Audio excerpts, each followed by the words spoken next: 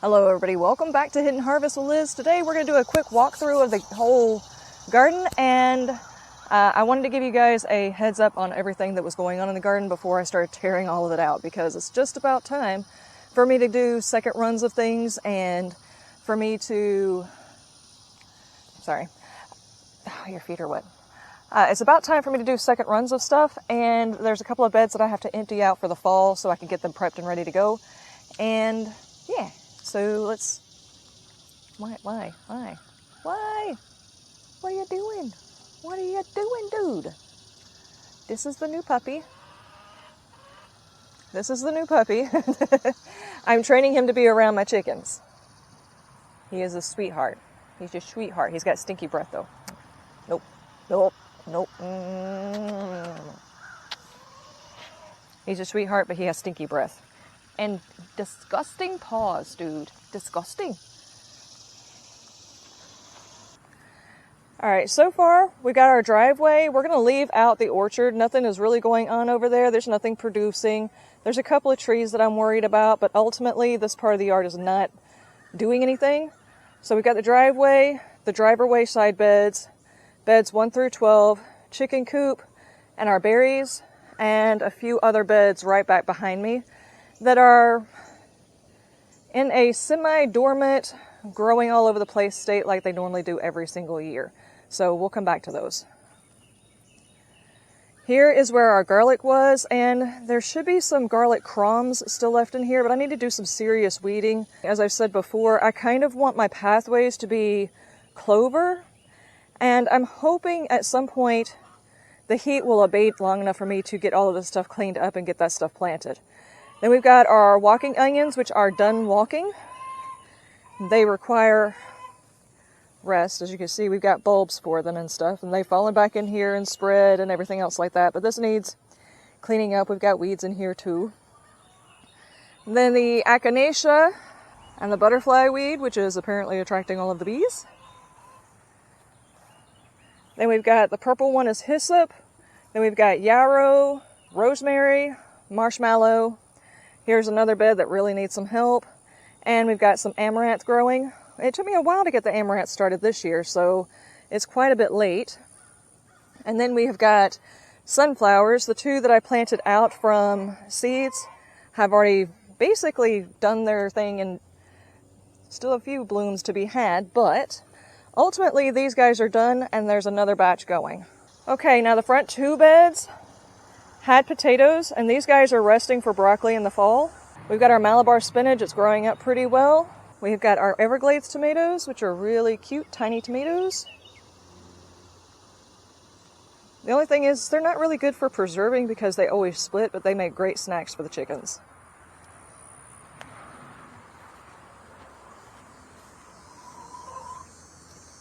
That was my finger, ma'am. That was my finger twice. You don't get it.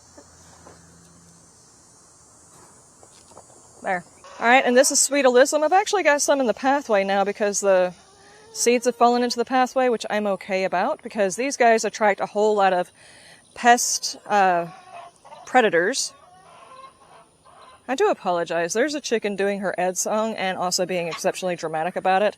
But as the heat of the day will come and I won't be able to get anything done, I'm going to have to push through her making a lot of random noise. Yes, I'm talking to you, ma'am. You. I was talking to her. Bravo. Handsome man. Okay, anyway. This bed right here was where my onions were. There's a random volunteer Malabar spinach here. I've got some cucumbers that are surprisingly still going, still putting on stuff, and this upper growth up here looks a whole lot better than I would have expected. So we're still going to have some more come in. And then over here is two more cantaloupe, two more cucumber, and in the back row are my Roma tomatoes. And then I've got a couple of tomatoes here. I have long since lost the tags and have forgotten what it was I planted in each side. I didn't do good notes on those. But we've also got our green onions here, some flowering carrot and green onion. So this whole bed is kind of a jungle right now, and will eventually get cleaned up. As you can tell, these plants are just about done with everything that they're going to do. As soon as I can get a good flush off of them, I'll probably go ahead and pick everything and pull the tomatoes. And bed number 3, I have got another echinacea, some basil, some broadleaf basil, and it's already blooming. As you can see, the bees really like these guys. All of my leeks and stuff that flowered, they all look very pitiful now. It's time to cut them and get them out of the garden. But as far as the stuff that does look good, look at the size of those jalapenos. Trying to see which one is the biggest one on here. That's a pretty decent sized one right there. I have gotten a few bigger ones, but we've had a whole lot of heat, so these guys are a new flush that just came in. And we have finally got blooms again. So during that little bit of a drought that we were dealing with, we had some issues. Now I've got those guys that are the bane of my existence. And as you can see, our bush steak tomatoes are basically done. This time of year, either the heat will zap most of my tomatoes, or it will be the rain that zaps my tomatoes, and whatever is left. That bug that I just showed you that was on top of the tomato, they've got little, I don't know how to say it exactly, like little pincers or whatever at the end of their feet, and they put tiny holes in the tomatoes that they rest on, and they only rest on the tomatoes and put tiny holes and rot the fruit. So it's kind of a bad time to grow the tomatoes, but there are a few tomato plants that look really, really good that I will likely leave in. I do this every single year and I regret it because I wind up having to clean them out later. I will give it another try, but all of the determinate tomatoes will definitely be coming out. Okay, and then over here on bed number 8, we have got our Anaheims. They are actually producing pretty well. I've gotten a few of them already off the plant. And the Serranos are looking good. I've already gotten quite a few of those. Oh, here's some red ones. So these guys are doing great. And they will probably be doing better once I get the tomatoes out of the back right now. As you can see, they're kind of leaning all over the place. There's another one of those leaf-footed bugs right back there, ruining my tomatoes. And I'm pretty sure you can see that I decided to use tomato cages. We didn't have enough time to set up everything else. I just kind of threw the tomato cages on there in hopes that later on I would have a chance to come back to it. And I didn't. And I can say 100% that the bush steak need more support than those tomato cages. They were just pitiful. But they did produce very well this year. And over here we have our okra. There's a great flower right there. These are some beautiful flowers, but in some cases I'm running into the same issues where the ants are very interested in these plants. Thankfully, it seems like they've grown out of it a little bit. Of course, the reason why they probably look good right now is we had a very big rainstorm yesterday that lasted a good, 15 minutes and was pretty decent downpour, so they might have gotten a good rinse from the ants. I've got a bad, I don't even know what you would say, a bad cycle going on, and I don't know exactly how to fix it with the garden. There are some ants that are basically drug mules. And yes, it's a thing. I don't understand how this has happened, but they backpack aphids up into the plants. The aphids eat on the plants and then poop, and the poop that they have is like some sort of nectar or something or another. Anyway, the ants love it. And apparently it has drug-like effects on the ants. So they are literally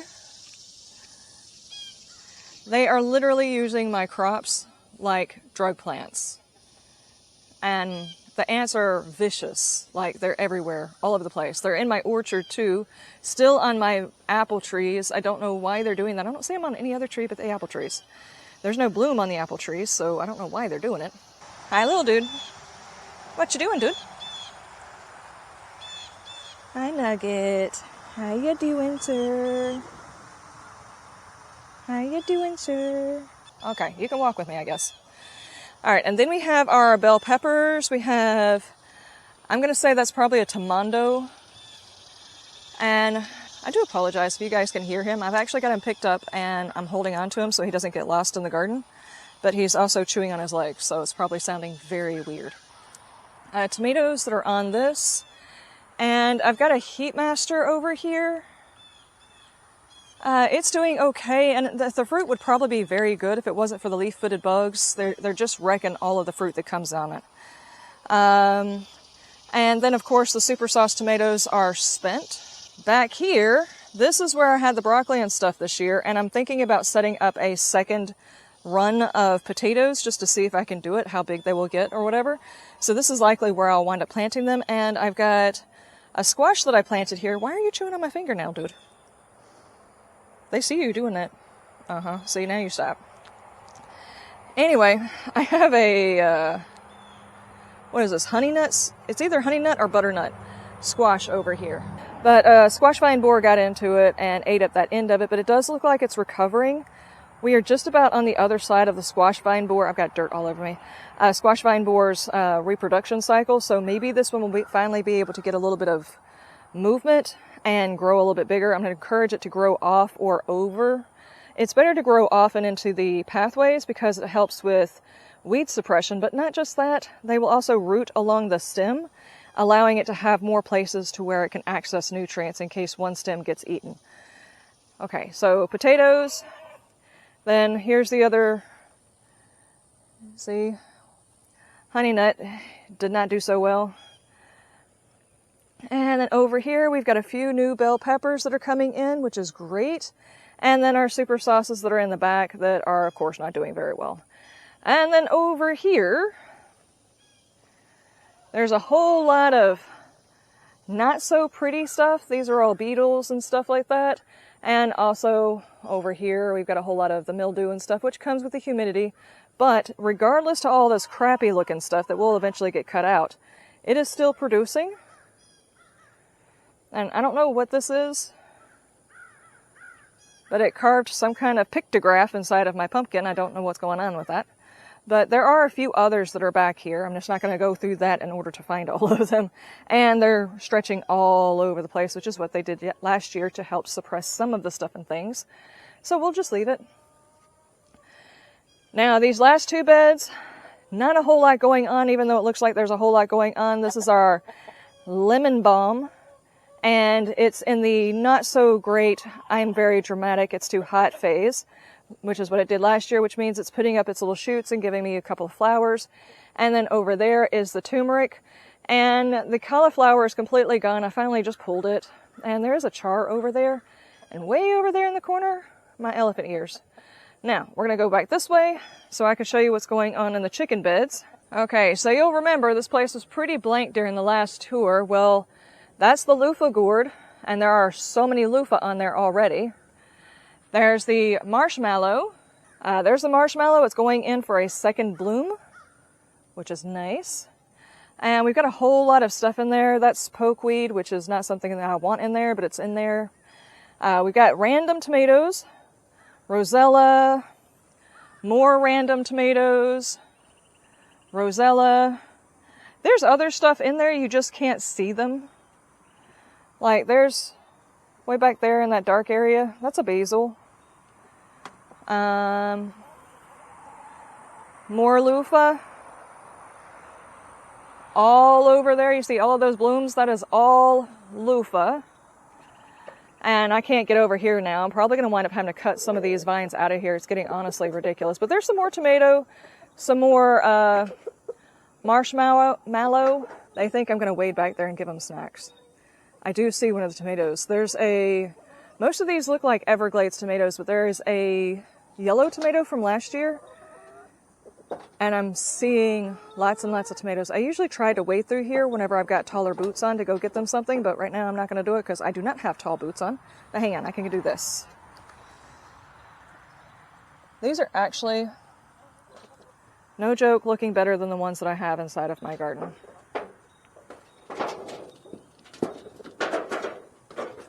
Anyway, the tomatoes that show up close to the chicken coop do not last very long because the chickens really, really like eating them.